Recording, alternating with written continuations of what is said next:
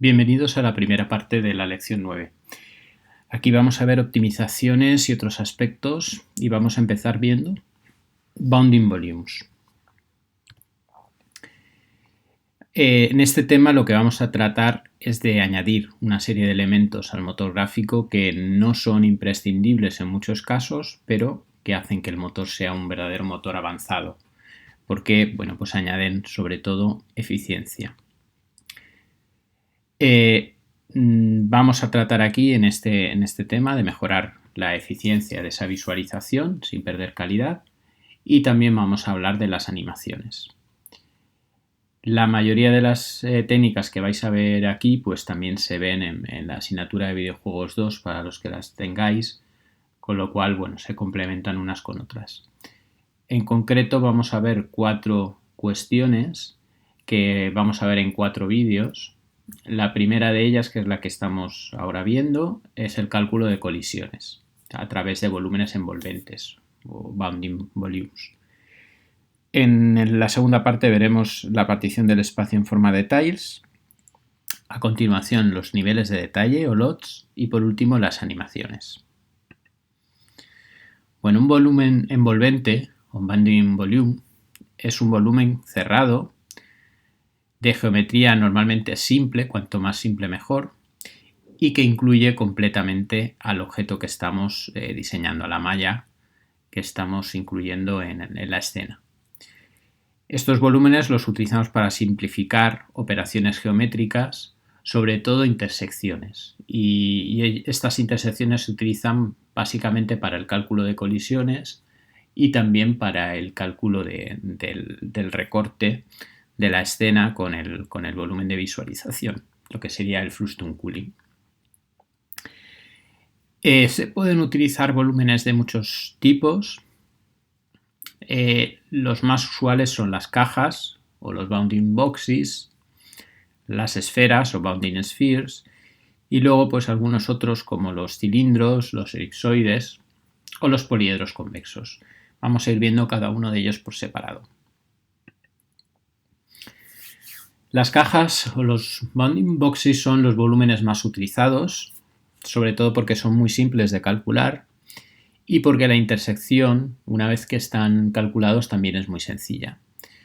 En general hay dos aproximaciones, que serían los bounding boxes que son paralelos a los ejes y el bounding box mínimo. Los bounding boxes paralelos a los ejes son los volúmenes envolventes más sencillos. Basta simplemente con almacenar 2 puntos, que serían las esquinas de la caja de mayor y de menor x y z. Aquí en la imagen podemos ver pues que esta esquina de aquí sería la mínima y esta sería la máxima.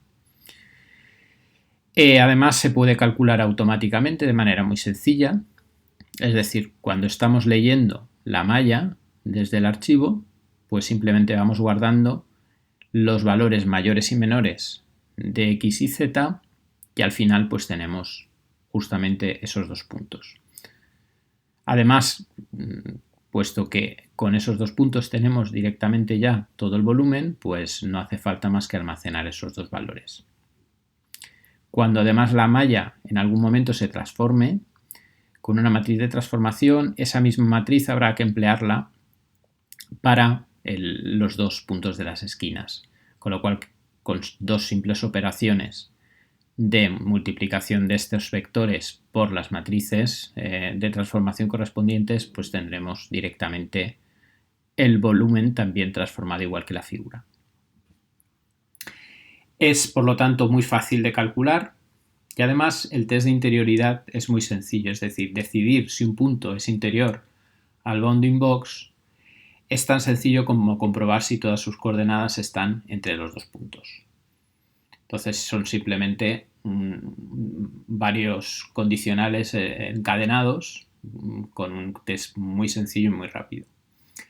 ¿Qué inconvenientes puede tener? Pues sobre todo en determinadas figuras que el espacio vacío que se deja puede ser muy, muy grande. Entonces, si queremos ciertos cálculos con precisión para colisiones o para visualización, pues evidentemente aquí se va a producir una colisión en zonas donde el objeto, donde la malla original no existe. La segunda opción es un bounding box mínimo. Son bounding boxes que se ajustan a la forma que tiene el objeto.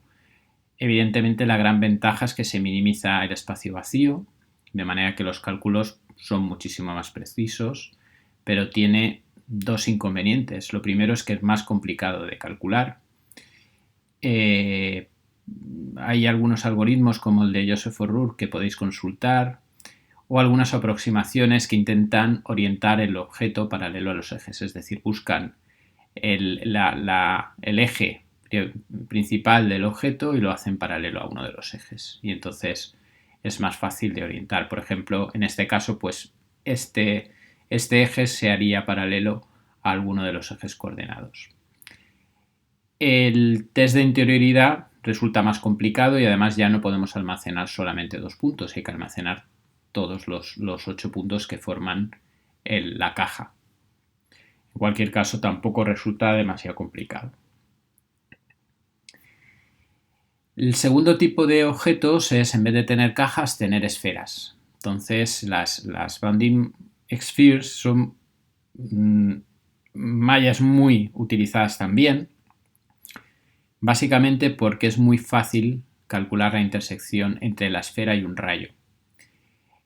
Además, lo que se hace es almacenar el centro de la esfera y el propio radio, es decir, no se almacena la malla que estamos viendo aquí. Aquí estamos viendo una malla simulada para que se vea que es una esfera, pero en realidad no es esto lo que se almacena. Lo que se almacena es simplemente el centro de la figura y el radio. Y entonces, a la hora de calcular intersecciones, se calcula intersecciones con la ecuación de la esfera. Que calcular la intersección entre una esfera y un rayo simplemente es igualar las dos ecuaciones y es muy sencillo de hacer. Es tan sencillo casi como con el tema de las cajas. El algoritmo para calcular estas esferas es también sencillo. El que os voy a proponer, lo que pasa que no se obtiene necesariamente la esfera envolvente mínima, es decir, que puede que quede cierto espacio alrededor. El centro se calcula como el centro de masas de los vértices del objeto, es decir, simplemente calculamos la media de todos los vértices en cada uno de los ejes. Entonces sumamos todas las x y lo dividimos por el número de vértices y eso nos dará la x del centro, sumamos las y's y lo mismo dividido entre el número de vértices y las z's divididas entre el número de vértices. Y esos tres valores serán la x y z del centro de los vértices del objeto. Y el radio se calcula como la máxima distancia del centro de los vértices, es decir, hay que calcular la distancia euclídea desde este centro que hemos calculado a los propios vértices y nos quedamos con el más grande de todos. De esa manera nos aseguramos que la esfera engloba a todo el objeto, aunque no necesariamente es una esfera mínima. Hay otros algoritmos, como el algoritmo de Ritter, que sí que obtiene la esfera mínima envolvente, pero es un algoritmo más costoso. Entonces todo depende de la precisión y sobre todo del tipo de objetos que queramos utilizar.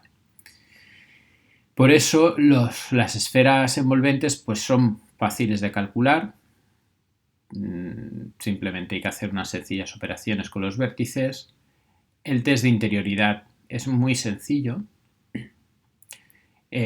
porque un punto es interior a la esfera si al sustituir las coordenadas en la ecuación de la esfera el resultado es menor o igual que 0. Entonces, como veis, simplemente es resolver una ecuación muy sencilla. ¿Qué inconvenientes? Pues también dependiendo de la forma que tenga el objeto, pues puede dejar mucho espacio vacío y hacer que los cálculos sean poco precisos. ¿Qué tipo de volumen utilizar? Pues esto va a depender un poco de la aplicación y de los tipos de objetos que tengáis. Incluso hay otras opciones. Por ejemplo, hay volúmenes envolventes que tienen otras formas, como pueden ser cilindros, o como pueden ser, por ejemplo, elipsoides. Nos interesa en general que los volúmenes envolventes, aparte de aproximar bien el objeto, pues tengan una geometría lo más simple posible. ¿Qué ventajas tienen estos dos objetos, los cilindros y los elipsoides? Pues que disponemos de una ecuación algebraica que los define. Y entonces calcular la interioridad y la exterioridad de un punto es tan sencillo como sustituir el punto en la ecuación correspondiente y sabemos enseguida si es interior o exterior, como ocurría con las esferas. Entonces, siempre que podamos vamos a tratar de utilizar este tipo de volúmenes que tienen operaciones de test de interioridad muy sencillos. Luego hay otras opciones que en este caso lo que buscan es minimizar el espacio vacío, y el caso más utilizado y más interesante pueden ser las aproximaciones a la envolvente convexa. La envolvente convexa o convex hull es el mínimo, la mínima malla poligonal que engloba a todo un objeto. Entonces, si os fijáis en el dibujo de la tetera, pues aquí tenemos una malla que se ajusta y solamente deja el espacio en determinadas zonas que, si no lo dejara, pues se convertiría en una malla no convexa. Lo que conseguimos con que sea convexa es que el algoritmo de interioridad también sea más sencillo. Suponiendo que ya sabemos qué tipo de volúmenes envolventes utilizar, ¿dónde los vamos a colocar? Dentro del motor, dentro del árbol de la escena. ¿Y qué entidades van a tener volúmenes envolventes? Bueno, pues yo os propongo que los volúmenes envolventes estén asociados a las mallas, a las entidades malla. Es decir, que además de tener lo que sería la propia malla, con sus polígonos tengamos una serie de polígonos adicionales que dibujen un objeto mucho más sencillo y que utilicemos ese objeto alternativo no para dibujarlo, sino para calcular colisiones, intersecciones, visualización y todo esto. El tema de los volúmenes envolventes no solo es interesante para las mallas, para el tema de las colisiones, muchas veces también son interesantes para las cámaras porque nos permiten definir en definitiva el volumen de visualización. Fijaos que el frustum podría ser una especie de volumen envolvente de ese volumen de visualización, o incluso las luces, porque yo puedo definir una malla que me indique el cono de luz, que simule el cono de luz de una luz, y ver si un punto está iluminado o no, dependiendo de si cae dentro o no de ese volumen envolvente. En una versión simple almacenaremos, como he dicho, el volumen envolvente junto a la malla. Y básicamente tenemos dos opciones. Si es un bounding box paralelo a los ejes, pues guardaríamos los dos vértices que tienen los valores mínimo y máximo con los cuales podemos reconstruir el volumen. Recordar que con estos dos vértices el test de interioridad es tan simple como comparar coordenadas. Si estamos hablando de una esfera envolvente, entonces simplemente hay que guardar dos valores, el vértice que es el centro, y el radio, que es un número real que me indica el radio de la esfera. Con estos dos valores calcular el test de interioridad. Ya sabéis que es simplemente sustituir el punto para el cual quiero saber si está dentro de la esfera en la ecuación de la esfera. En cuanto al cálculo de los bounding boxes, es decir, o de los bounding volumes, es decir, cómo calculo esos volúmenes envolventes, pues tengo dos opciones. Uno es calcularlos automáticamente, como hemos explicado antes, para cada uno de los casos. Ese cálculo automático tanto para las cajas como para las esferas. Y la otra opción, que no hemos comentado hasta ahora y que también es interesante, es modelarlos directamente junto con la malla del objeto. Es decir, acompañar la malla del objeto con otra malla mucho más sencilla, pero muy parecida al propio objeto para que deje poco espacio libre, y esa malla lo que sí que tiene que ser es mucho más sencilla, es decir, eliminamos todos los detalles y nos quedamos solamente con la silueta principal.